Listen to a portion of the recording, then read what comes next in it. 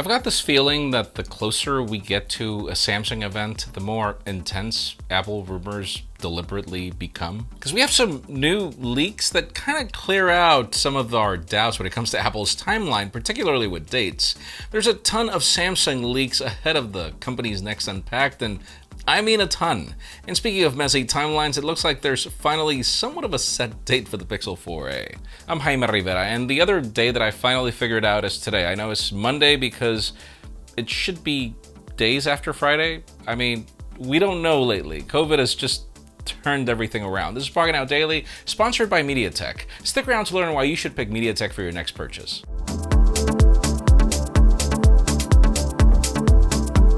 The official news today begin with deals. Yes, this morning I published our After the Buzz for the Galaxy Z Flip that you guys asked for last week.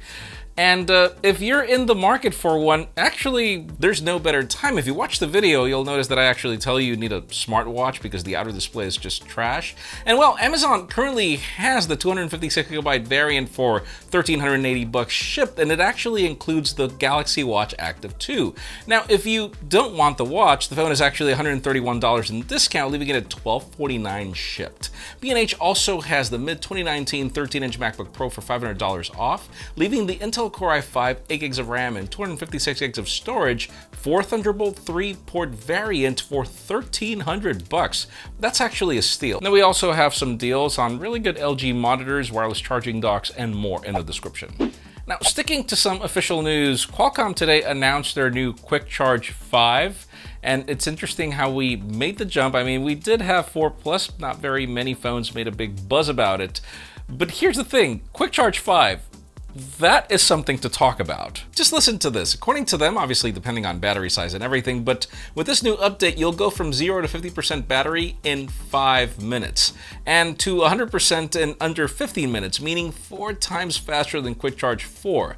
It also features a new dual charge technology, which allows you to get twice the voltage and twice the speed while helping your device remain at 10 degrees cooler than the previous standard. It's also 70% more power efficient than previous generations, and it's also able to power most of these older devices as it's backward compatible with previous generations of quick charge and devices powered by Snapdragon SoCs. Now, I'm not going to bore you with all the spec details and everything. If you want to read those, we have a full article at pocketnow.com in the description. Now, let's go back to clamshell foldables, but this time to that device that I really wanted to love, and I just couldn't. But now we've got Evan Blast telling us what to expect for the next generation variant, which we've been covering lately, though not much detail until today. We're actually expecting this phone to launch sometime in September, as Motorola mentioned in a podcast, and according to Evan, this phone will be called the Moto RAZR 5G/Odyssey.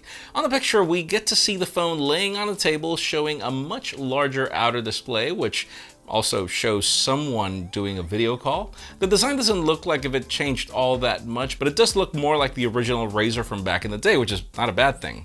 Previous leaks from Evan hinted that we will be getting better specifications like a Snapdragon 765G, 8GB of RAM, dual cameras with a 48 megapixel primary sensor and a secondary 20 megapixel shooter. Now, obviously we're about a month away from September. Crazy how fast time flies, so yeah, stay tuned.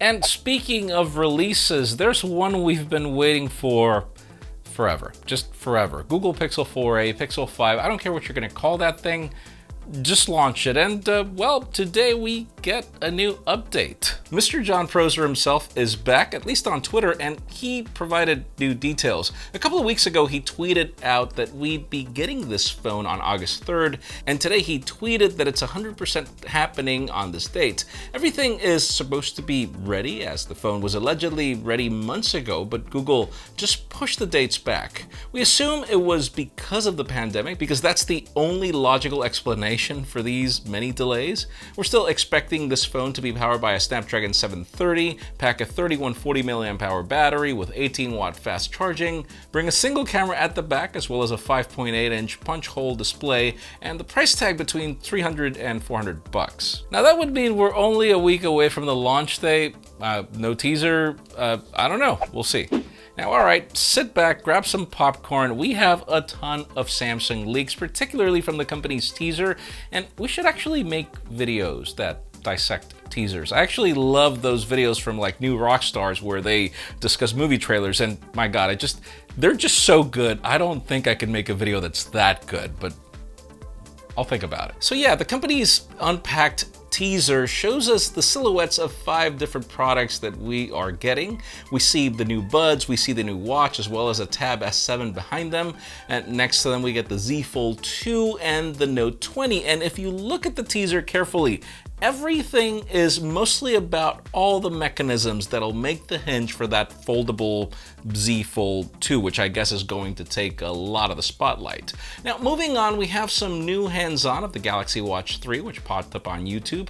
On it, we get to see the pairing process between the watch in both variants and what looks like a Galaxy Note 9. Now, the video shows off the new design and the slimmer bezels and the new software.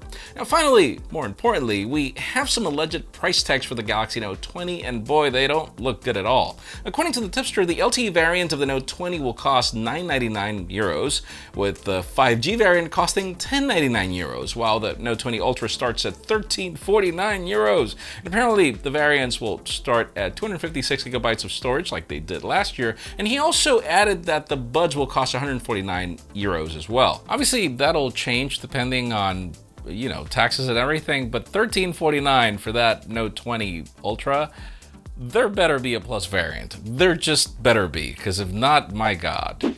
And folks, before we get to today's question, in addition to our hottest news, here's a word from today's sponsor, MediaTek. Did you know its technology powers the Amazon Echo Show 5? Its compact 5.5-inch display allows you to watch movies, TV shows, get daily briefs, run video calls, and listen to your favorite music. It features a MediaTek technology called far-field communication, which is the reason why you can whisper at the speaker from a distance and have it detect your commands. Follow the first link in the description to find a lot of options for it on Amazon.com. And also follow the second one to learn why brands like Amazon trust MediaTek. Thank you for sponsoring this video.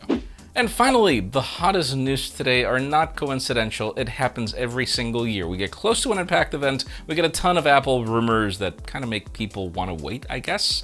Not exactly sure, but hear this, we've got 2 sources, and they kind of overlap. Let's start off with some images of the display panels that are allegedly belonging to the 5.4-inch iPhone 12 that were posted on Weibo. We can't really see much from these images, but we do kind of get a hint that the notch is getting a little smaller, at least we think. Now, for the second leak, we have a now deleted tweet from the tipster with some dates for upcoming Apple events. According to him, there's going to be an online event on September 8th where we'll be getting the new iPhones, the Apple Watch, the new iPad, and wait for it, even AirPower. And then he mentions a second event in October 27th, but he didn't really mention if it's going to happen online or not.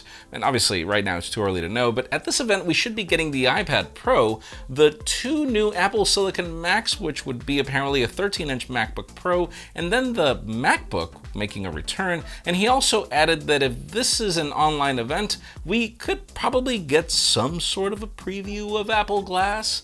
Of course, these are all rumors and you should take them with a grain of salt. But judging by all this timeline, I'd like to ask you in today's question, what Apple product are you most excited for? Because, I mean, we've covered so many rumors of the iPhone 12s or whatever they're going to be called, and sure, the iPads. But I'm not going to lie, I'm really looking forward to an Apple Silicon MacBook. The thinnest MacBook ever. I've wanted to buy one forever. I don't need it. It's just so thin, so practical, so light. I really want one. Hopefully they fix the butterfly keyboard if they bring it back. But that's just me. I would really love a fanless, really good, powerful computer. Let us know what you would like in the comments down below. Friends, again, if you want to get the news earlier, follow us on Pocketnow.com and subscribe to our channel for more videos like this one. Also, follow us on social medias. Our extended coverage happens on Instagram, and follow me on my personal handles to see me not complain about Mondays for the first time in a long time. Please give this video a thumbs up if you like what you saw. I'm Jaime Rivera. Thanks so much for watching. We'll see you tomorrow.